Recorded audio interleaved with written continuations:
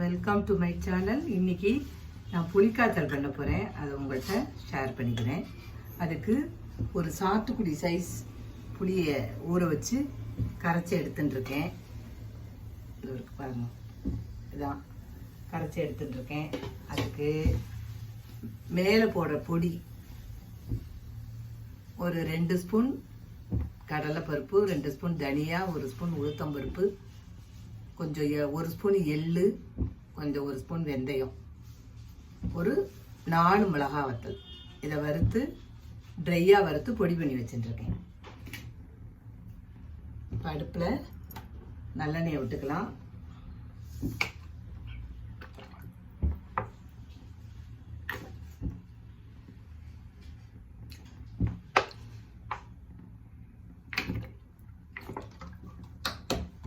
நல்லெண்ணெயை விட்டு எண்ணெய் காயட்டும்.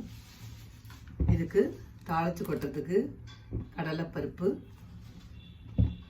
உளுத்தம்பருப்பு, நிலக்கடலை, தெரியுதா, நிலக்கடலை,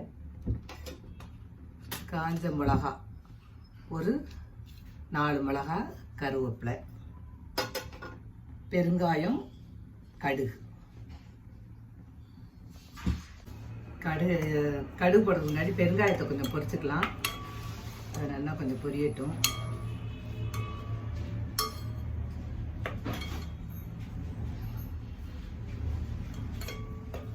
அதோட ஒரு ஸ்பூன் அளவுக்கு கடுகு,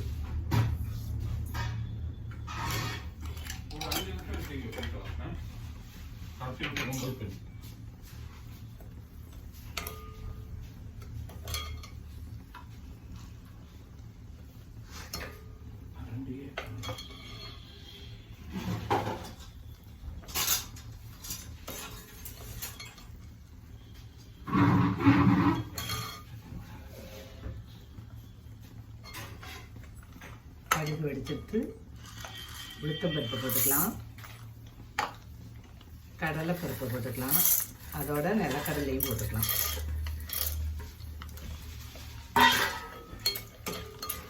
பொடி போடட்டும்.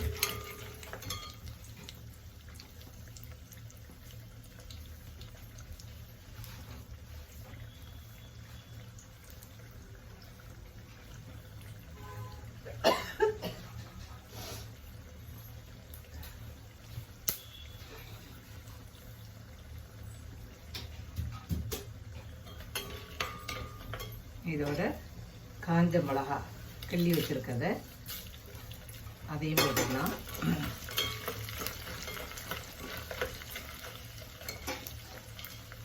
கருவேப்பிலை,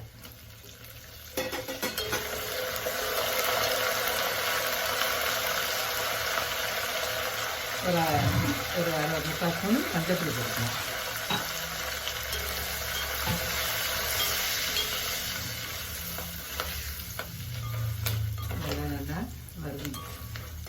வறுபட்டு எடுத்து நல்லா செவந்திருக்கு.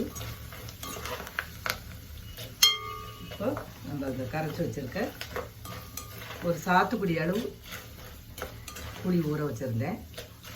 அதை தூக்கி இதில் ஊற்றிடலாம்.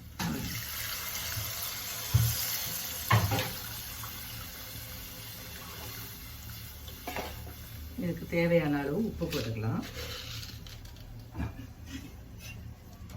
இவ்வளோ உப்பு போட்டுக்கலாம். வேணுனாலும் அப்புறம் போட்டுக்கலாம்.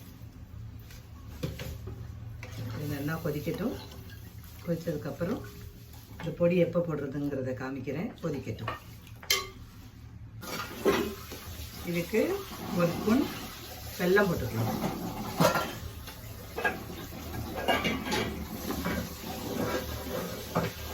புளிக்காய்ச்சல் கொதித்து ரெடி ஆகிடுது.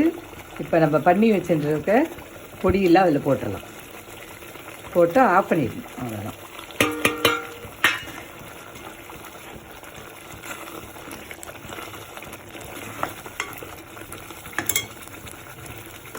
அவ்வளோதான், முடிஞ்சு. புளிக்காய்ச்சல் ரெடி ஆகிடுது. எல்லாருக்கும் பிடிச்சிருக்குன்னு நினைக்கிறேன். லைக் பண்ணுங்க, கமெண்ட் பண்ணுங்க, ஷேர் பண்ணுங்க, சப்ஸ்கிரைப் பண்ணுங்க. Thank you. Welcome to my channel. இன்றைக்கி நம்ம ஆத்தில் என்ன சமையல் பார்க்கலாமா? வெண்டைக்காய் சாம்பார், தக்காளி ரசம், அவரைக்காய் கூட்டு, பீன்ஸ் கறி, சுட சுட சாதம்.